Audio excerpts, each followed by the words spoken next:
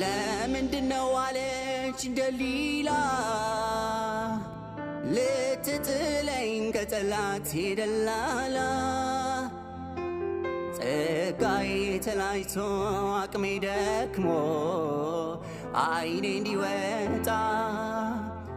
ሊሆን ሊጫን በኔ ጣጣ ጣጣ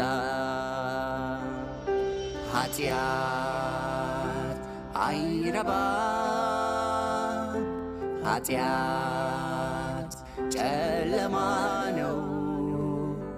ኃጢአት ይገላል ይገላል ይገላል ይገላል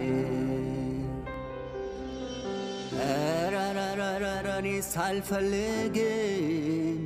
ይቅርብኝ ገንዘብ ሀብት ንብረቱ